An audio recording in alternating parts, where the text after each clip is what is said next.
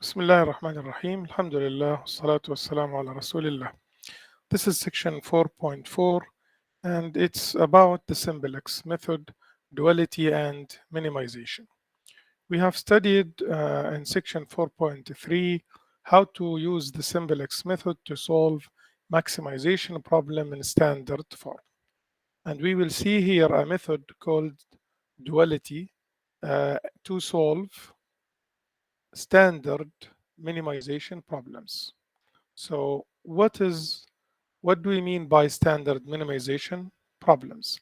We will say that the minimizing problem is in standard form if all variables are non-negative.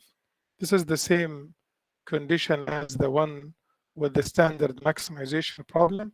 But here the difference, the constraints are of the form greater than or equal to positive number. Remember the standard form of the maximization problem was less than or equal to positive number. Here it's greater than or equal to positive number. So for example, this problem is a minimization problem. Minimize g equals 11y1 plus 7y2. Subject to, there are two constraints.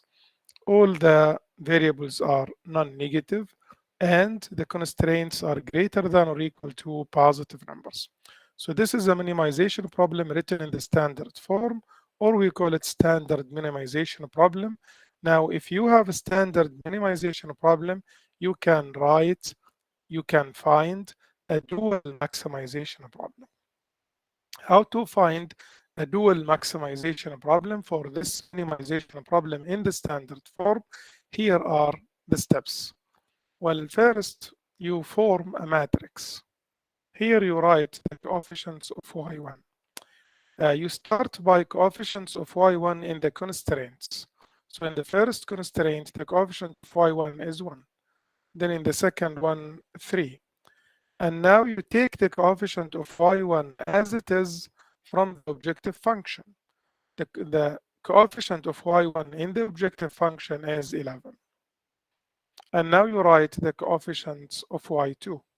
So 2, 1 in the constraints, and in the objective function, the coefficients of y2 is 7. And then you write the numbers in the right-hand side. So in the right-hand side, I have 10, 15, and here I have g. If you want, you can deal with the objective function like this. Okay, so you write 11, 7, and g. So this is the first matrix you have to form to find the dual maximization problem. After you find this matrix, you find the transpose of this matrix. You write the transpose. If you remember, to find the transpose of this matrix, we write the rows as columns. So 1, 2, 10 is the first row. It would be my first column. 3, 1, 15 would be my second column. And 11, 7, G would be my third column. And now this matrix, we will use this matrix to write the maximization, the dual maximization problem. Now here I have new variables. So I will call this variable x1 and this variable x2. So what would be the maximization problem? You say maximize instead of minimize. Now where is the objective function? It's always in the last row. So what is the objective function? You can call it g or I can call it f. F equals what? 10x1 plus 15x2. Subject to, now you write the constraints. The first constraint is x1 plus 3x2. And now remember, the maximization problem in standard form should have constraints what? Less than or equal to 11. And the second constraint would be 2x1 plus x2 less than or equal to 7. So this is called the dual maximization problem. Now let us do something. Let us try to solve this maximization problem. All right. How would we solve this maximization problem? We do the steps like we did in 4.3. If you remember, we first introduce slack variables. For the first constraint, I introduce S1. I make it as an equation. The second constraint, if you have any problem with this, you can please review section 4.3. And if you remember what we do with the objective function, we take 10x1 to the left-hand side and also 15 to the right-hand side. And to the left-hand side, I mean, and the right-hand side would be 0. And then we write the simplex matrix. And in the simplex matrix, we write first the coefficients of x1, 1, 2, and -10. Then the coefficients of x2, 3, 1, and -15. The coefficients of S1, we have S1 only in the first equation. We have S2 only in the second equation. And F appears only in the last equation. And then we put the right-hand side, 11, 7 of 0. This is illustrated in 4.3 if you don't know how to find the simplex matrix in case of standard maximization problem. Now, what should we do? Let us take this matrix, okay? This is exactly this matrix, all right? And let us see what can we do with it to solve the problem. If you remember, we go to the most negative number in the objective row, which is -15. And then this would be the pivot column. And then we divide 11 divided by 3 is 3 point something. 7 divided by 1 is greater than 3 point something. So this would be the pivot row. And 3 would be the pivot entry. So I use row operations. I divide row 1 by 3. So I get 1 here. Okay, I get 1 here. And then I use this one to make other numbers zeros. And I get this new simplex matrix. Now, in this simplex matrix is not final because I still have a negative number here. So this would be the pivot column. I divide 11 over 3 by 1 over 3, the answer is 11. 10 over 3 by 5 over 3, the answer is 2. 2 is the smallest, so 5 over 3, this would be the pivot row, and 5 over 3 would be the pivot entry. Now I multiply row 2 by 3 over 5 to make it 1. And then I use this one to make other numbers zeros, as we know in section 4.3. And now this simplex matrix is final because all the indicators are positive. So the answer would be the maximum value of F is 65 and occurs at, now this is X here is 1, so X1 is 2, and X2 here is the one of it, so X2 is 3. And we can check this answer if we go to the original function, replace X1 by 2, and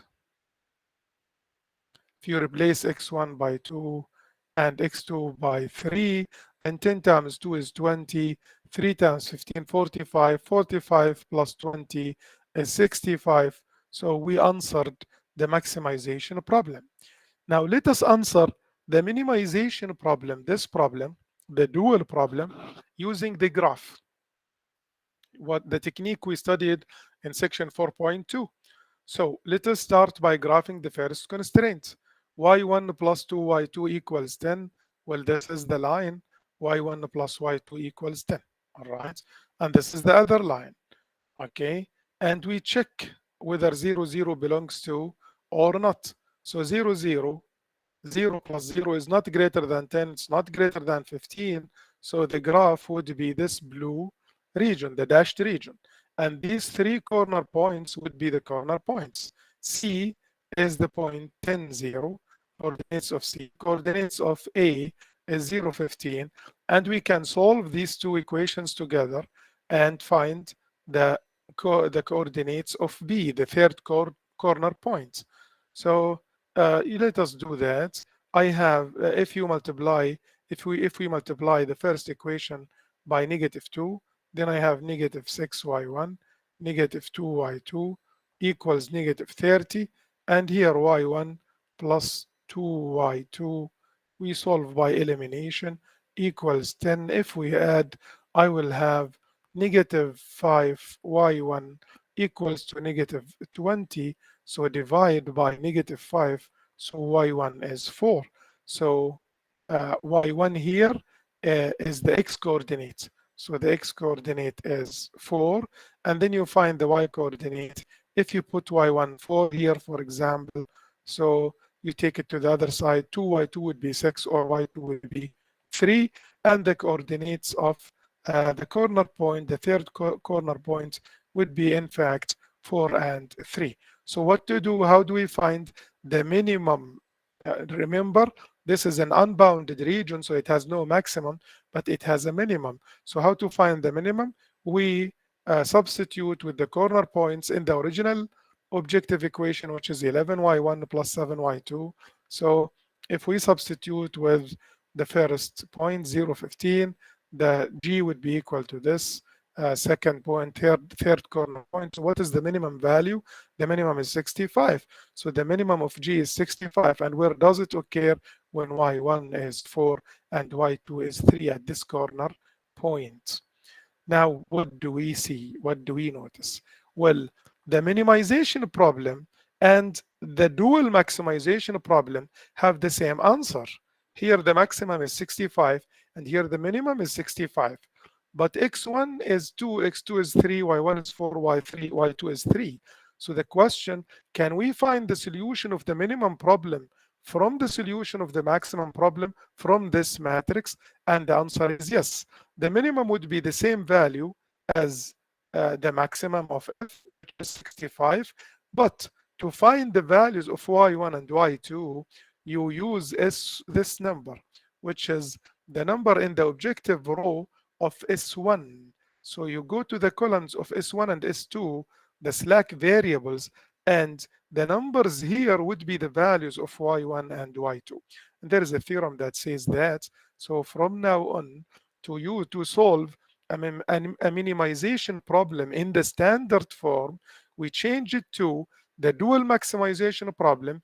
We solve the dual maximization problem as usual as we studied in 4.3, and then the minimum would be 65, and it occurs at y1 4 and y2 3, the numbers with S1 and S2. That's the section. So let's take some examples. Here, the minimization problem, a minimization problem written in the standard form, because greater than or equal positive, all the constraints, state the dual of this minimization problem.